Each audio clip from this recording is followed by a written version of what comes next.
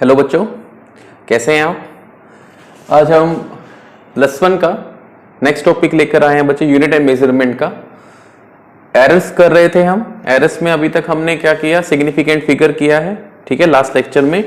और आज हम करेंगे एरर्स ऑफ मेजरमेंट, ठीक है। क्या कितने टाइप्स के एरर होते हैं आज हम स्टडी करेंगे, और नेक्स्ट लेक्चर में how to calculate these errors, फिर हम वो इवेल्युएट करेंगे। तो आज का हमारा टॉपिक है एरर्स ऑफ मेजरमेंट, जिसमें एरर क्या होता है वो हम स्टडी करेंगे, टाइप्स ऑफ एरर कौन कौन से होते हैं वो स्टडी करेंगे। तो एरर्स ऑफ मेजरमेंट है, देखो एरर होता क्या है, पहले आप ब्रीफ हम स्टडी कर लेते हैं। हम कोई भी वैल्यू अगर मेजर करते हैं, कोई भी मेजर करते हैं वैल्यू, उसमें वो कभी परफेक्ट नहीं होती। मतलब कोई भी मेजरमेंट जो है वो परफेक्ट नहीं है, चाहे हम डायरेक्ट मेथड से करें या इनडायरेक्ट मेथड से करें, ठीक है ना। टाइप ऑफ मेजरमेंट हमने स्टडी किया है, डायरेक्ट और इनडायरेक्ट मेथड होते हैं।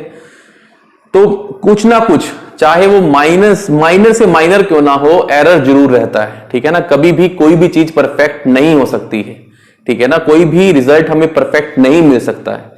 तो अपने माइंड में बिठा लो कि हमेशा कोई ना कोई एरर तो रहेगा ही रहेगा, चाहे वो बिल्कुल माइनर सा हो, स्मॉल से स्मॉल एरर क्यों ना हो, ठीक है। एरर पॉजिटिव भी हो सकता है, एरर नेगेटिव भी हो सकता है। तो और ह्यूमन टेंडेंसी क्या होती है, हम हमेशा किस पे, कंपैरिजन बेसिस पे वर्क करते हैं। हम हर एक चीज को कंपेयर करके चलते हैं। किससे कंपेयर करेंगे, स्टैंडर्ड वैल्यू से कंपेयर करेंगे। अगर मान लो मुझे इसकी लेंथ वैल्यूएट करनी है, ठीक है, इसकी स्टैंडर्ड वैल्यू हमें मालूम है कि अगर मैं कोई मार्कर परचेस कर, कोई भी अगर हम प्रोडक्ट परचेस करने जाते हैं तो उसकी स्टैंडर्ड वैल्यूज हमें पता होती है। अगर मैं उसे मेजर करूंगा तो मैं किससे मैच करूंगा, जो हमारे पास उसकी स्टैंडर्ड वैल्यू से, जिसे हम ट्रू वैल्यू बोलते हैं, ठीक है ना। हम कंपेयर करते हैं, जितनी ज्यादा हम उससे क्लोज पहुंचेंगे डेट मींस उतनी ही ज्यादा एक्यूरेट मेजरमेंट होगी। एरर तो रहेगा बच्चों, ठीक है। तो क्या होता है एरर ऑफ मेजरमेंट, क्या होता है, it is the difference in the true value and the measured value. True value क्या होती है, जो स्टैंडर्ड वैल्यू होती है उसे ही हम ट्रू वैल्यू बोलते हैं बच्चों, ठीक है। ट्रू वैल्यू में से अगर मैं मेजर्ड वैल्यू को माइनस कर दूंगा तो बाकी क्या रह जाएगा, एरर रह जाएगा। एरर पॉजिटिव भी हो सकता है और नेगेटिव भी हो सकता है ट्रू वैल्यू कम हो, मेजर्ड वैल्यू ज्यादा आ जाए, ठीक है। और अगर ऐसी कंडीशन होगी तो नेगेटिव एरर आ जाएगा, अगर मेजर्ड वैल्यू कम है ट्रू वैल्यू से तो पॉजिटिव एरर आ जाएगा, ठीक है। तो एरर हमारे पास क्या होता है, it is the difference between true value and measured value. उसके बाद है हमारे पास टाइप्स ऑफ एरर। 3 टाइप्स के एरर हम लोगों ने स्टडी करने हैं। हमने 3 टाइप्स के एरर स्टडी करने होते हैं, systematic error, random error, gross error. देखो सिस्टमैटिक एरर क्या होता है, सिस्टमैटिक एरर होता है नॉन एरर।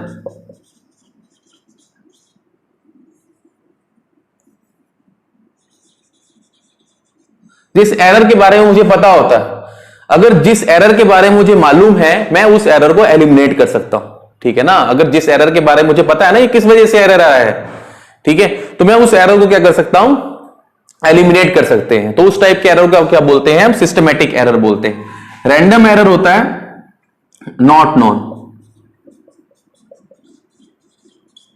एक ऐसा एरर जिसके बारे में हमें मालूम नहीं, ठीक है। इसके कॉजेज डिफरेंट हो सकते हैं, ठीक है ना। हमें कॉजेज, हम उसे एलिमिनेट नहीं कर सकते उस टाइप के एरर को, तो उसे हम क्या बोलते हैं, रैंडम एरर बोलते हैं। सपोज करो कि मैं कोई, मान लो मैं एक ऐसे एनवायरनमेंट में काम कर रहा हूं जहां टेम्परेचर चेंज हो रहा है, ठीक है। जहां टेम्परेचर, प्रेशर, मतलब इन्वायरमेंटल कंडीशन अगर चेंज कर रही है, तो आप उस टाइम पे जो भी आप चीज मेजर करेंगे तो उसमें अगर आपके पास कोई एरर आ रहा है तो आप उसे एलिमिनेट नहीं कर सकते, क्योंकि ये कंडीशन, इन्वायरमेंटल कंडीशंस आपके हाथ में नहीं होती, ठीक है ना। रैंडम एरर क्या होता है कि एक ऐसा एरर जो हमें मालूम नहीं है किस वजह से आया है और हम उसे एलिमिनेट नहीं कर सकते, तो वो उसे हम क्या बोलते हैं, रैंडम एरर बोलते हैं। इसको तो हम 100% एलिमिनेट कर सकते हैं, इसको हम काफी हद तक मतलब कोशिश करते हैं एलिमिनेट करने की, लेकिन हम इसे कंप्लीटली एलिमिनेट नहीं कर सकते। एक ग्रोस एरर आता है जो मतलब जानबूझ के, ठीक है, ऑब्जर्वर जानबूझ के ही एरर क्रिएट कर रहा है, उसे हम क्या बोलते हैं, gross error. Error created bye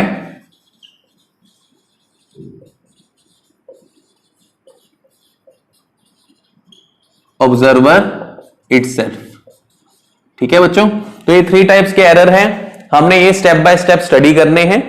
इसे आप पॉज करके नोट डाउन कर लो।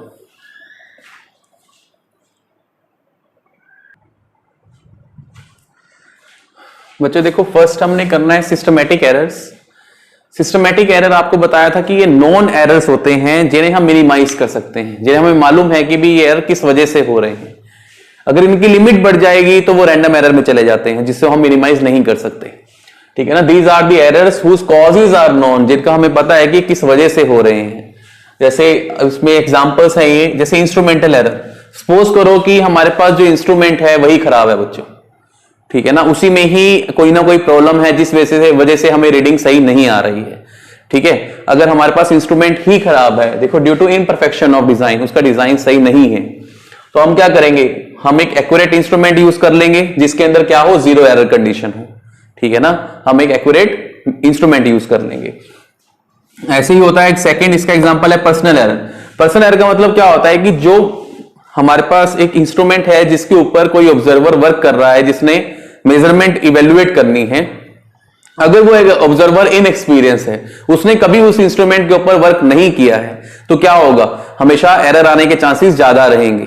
ठीक है ना, अगर हमने इनएक्सपीरियंस ऑब्जर्वर को उस इंस्ट्रूमेंट पे वर्क करने के लिए बिठा दिया कि तूने भाई इस इंस्ट्रूमेंट पे वर्क करना है और मुझे रीडिंग चाहिए, तो उसमें एरर आने के चांसेस ज्यादा रहेंगे। तो उसे रिमूव कैसे कर सकते हैं हम एक एक्सपीरियंस ऑब्जर्वर को एक्सपीरियंस ऑब्जर्वर को अगर हम ले आए in place of A inexperience observer, या हम उस इनएक्सपीरियंस ऑब्जर्वर को ट्रेनिंग दे दें उस इंस्ट्रूमेंट की। ठीक है, या तो हम उसे ट्रेनिंग दे देंगे उस इंस्ट्रूमेंट के रिगार्डिंग, जिससे वो एक्सपीरियंस गेन करेगा और हमें एरर जो है वो मिनिमाइज करने में हेल्पफुल होगा। ठीक है, या हम उसके ऊपर एक्सपीरियंस्ड ऑब्जर्वर को ही लगा दें जिसने उस इंस्ट्रूमेंट को पहले यूज किया हुआ है। ठीक है, थर्ड होता है error due to external causes. ये हमने किया था, इसे हमने पहले बोला था कि रैंडम कॉजेस में आता है। अगर मैं उसे कंट्रोल नहीं कर पा रहा हूं, मेरे पास कोई ऑप्शन ही नहीं है, मैं उस इंस्ट्रूमेंट को वही यूज कर सकता हूं जहां पर एनवायरमेंटल कंडीशन चेंज हो रही है, और वो इंस्ट्रूमेंट उस एनवायरमेंटल कंडीशन में रीडिंग बार बार आपको क्या देगा, चेंज देगा। ठीक है, अलग देगा, तो वो रैंडम के अंदर आ जाता है, मतलब उसके अंदर हम एरर को कंट्रोल नहीं कर सकते हैं। ठीक है, लेकिन वही अगर सिस्टमैटिक एरर में आ जाए, अगर मान लो चेंज इन टेम्परेचर है, प्रेशर और ह्यूमिडिटी चेंज हो रही है, प्लेस टू प्लेस वेरी करती है बच्चों।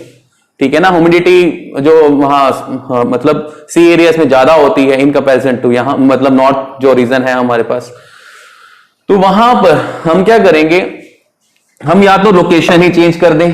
ठीक है, मुझे मालूम है कि ये इंस्ट्रूमेंट उस कंडीशन के लिए नहीं बना हुआ है, तो मैं उसकी लोकेशन को ही चेंज कर दूंगा, या फिर हमने एक ऐसा चैम्बर बना दिया जहां पर इन सब चीजों का इंपैक्ट ही नहीं होता।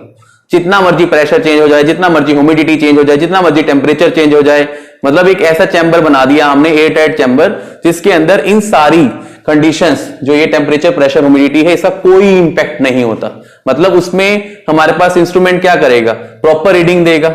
ठीक है ना, हम उसके एरर को मिनिमाइज कर सकते हैं। तो बच्चों इसे पॉज करके नोट डाउन करो, ये सिस्टमैटिक एरर था। अब हम सेकेंड एरर स्टडी करेंगे।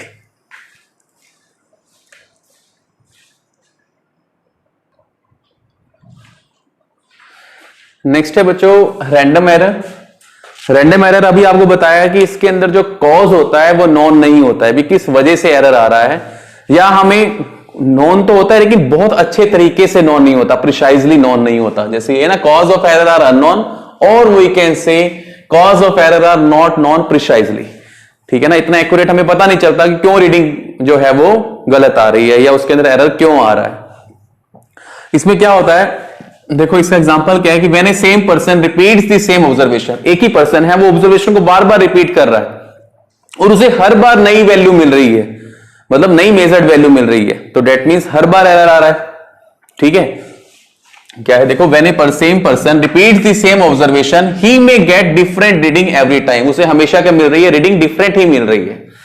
तो इसको दूर कैसे करते हैं, मतलब रैंडम एरर को हम कंप्लीटली अवॉइड नहीं कर सकते, इसे मिनिमाइज कर सकते हैं। तो इसको मिनिमाइज हम कैसे कर सकते हैं बच्चों, अगर देखो, अगर मैं काफी सारी ऑब्जर्वेशन ले लूं, मुझे जैसे इसी को ही मुझे मेजर करना है और मैं इसको बार बार मेजर कर रहा हूं सेवरल टाइम्स, बहुत बार मैंने इसे मेजर कर लिया और फिर मैंने उसका क्या किया, अर्थमेटिक मीन ले लिया। अर्थमेटिक मीन ले लिया, अब जो वो मीन वैल्यू आएगी वो बहुत ज्यादा क्लोज होगी ट्रू वैल्यू से।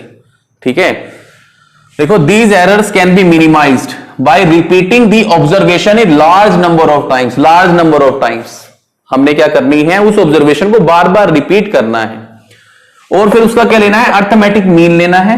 मतलब सारी ऑब्जर्वेशन को ऐड कर दिया, डिवाइडेड बाय n, मतलब नंबर ऑफ, कितने नंबर ऑफ टाइम्स मैंने उस ऑब्जर्वेशन को रिपीट किया है, ठीक है, उसका मैंने क्या ले लिया, मीन ले लिया। The mean value would be very close to most accurate reading, वो मोस्ट एक्यूरेट रीडिंग के काफी क्लोज हो जाएगी। कंप्लीटली एलिमिनेट नहीं कर सकते हम रैंडम एरर को, लेकिन हम काफी पास पहुंच जाएंगे उसके, ठीक है ना। कोई भी मेजर, मतलब अगर मुझे किसी भी वैल्यू को मेजर करना है तो मैं उसे काफी सारी सेवरल टाइम्स उसे क्या करूंगा, मेजर करूंगा, उसके बाद उसका मीन लूंगा, और जो वो मीन वैल्यू होगी वो किसके इक्विवेलेंट होगी, काफी नियर हो जाएगी जो हमें वैल्यू मेजर करनी थी, जो हमारी उसकी ट्रू वैल्यू थी उसके काफी नियर हो जाती है, ठीक है। तो ये हमारे पास क्या होता है, रैंडम एरर होता है। इसे पॉज करके नोट डाउन कर लो।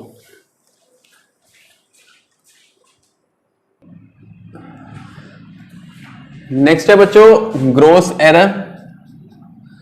ग्रोस एरर हमने थोड़ा सा किया था, इसके बारे में बताया था जब हम टाइप्स ऑफ एरर स्टडी कर रहे थे, कि ये ऑब्जर्वर की वजह से ही होता है। अगर वो अच्छे वे से काम नहीं कर रहा है, मतलब उसका 100% जो माइंड है वो ड्यूरिंग मेजरमेंट नहीं है, ठीक है, वो उसका माइंड डाइवर्ट है, ठीक है। These errors arises due to carelessness of the observer. अगर ऑब्जर्वर प्रॉपर वे से काम नहीं कर रहा है, प्रॉपर केयर को अडॉप्ट नहीं कर रहा है, ठीक है। तो इसके एग्जांपल क्या है, reading an instrument without setting properly. Instrument के ऊपर रीडिंग लेनी उसने स्टार्ट कर दी, लेकिन उसने इंस्ट्रूमेंट को प्रॉपर सेट नहीं किया, ठीक है ना। जैसे प्रॉपर सेटिंग में क्या क्या आते हैं कि प्रिकॉशनरी होता है कि आपने नट एंड बोल्ट को टाइट करना है अगर आप किसी स्क्रू के ऊपर वर्क कर रहे हैं, ठीक है। और फाउंडेशन बहुत जरूरी है अगर आप कोई हैवी मशीन के ऊपर वर्क कर रहे हैं। अगर वो रीडिंग उसने लेनी स्टार्ट कर दी लेकिन उसे सेट नहीं किया, ठीक है, इंस्ट्रूमेंट को, रिकॉर्डिंग दी ऑब्जर्वेशन रॉन्ग, वो ऑब्जर्वेशन को गलत तरीके से ही मेजर कर रहा है, पॉइंट्स को वो छोड़ रहा है। अगर मान लो 16.2 है तो 16 ही वैल्यू मेजर कर रहा है, अगर 15.9 आया तो उसने 15 मेजर कर लिया, ठीक है। तो ये इस वजह से भी क्या होता है, ग्रोस एरर आता है, using wrong values of the observation in the calculation. और जो फाइनल एक फॉर्मूला होता है जिसमें ऑब्जर्व वैल्यू को हमें पुट करना होता है और फाइनल रिजल्ट निकालना होता है, वो उस कैलकुलेशन में क्या कर रहा है कि ऑब्जर्व वैल्यू को गलत पुट कर रहा है, ठीक है ना। ऑब्जर्वेशंस जो उसने पिक की थी, लेकिन जब वो एक फॉर्मूले में पुट कर रहा है तो उसकी ऑब्जर्वेशंस की गलत वैल्यू पुट कर रहा है। उस वजह से क्या होगा, एरर तो बढ़ता जाएगा, क्योंकि हम कभी भी रीच नहीं कर पाएंगे ट्रू वैल्यू तक। अब इसको हम कैसे रिजॉल्व कर सकते हैं, इस टाइप के एरर को कैसे मिनिमाइज कर सकते हैं, अगर ऑब्जर्वर सिंसियर हो जाए और मेंटली अलर्ट हो ड्यूरिंग द मेजरमेंट, ठीक है ना। एक तो वो सिंसियर हो और मेंटली अलर्ट हो ड्यूरिंग द मेजरमेंट, तो हम इस टाइप के एरर को मिनिमाइज कर सकते हैं, ठीक है बच्चों। तो आज हमने एरर ऑफ मेजरमेंट के अंदर एरर क्या होता है और टाइप्स ऑफ एरर स्टडी किया है। अब नेक्स्ट लेक्चर में हम कैलकुलेशन करेंगे कि एरर को कैसे मेजर किया जाता है, ठीक है। तो आज के लिए इतना ही, इसे पोस्ट करके नोट डाउन कर लो।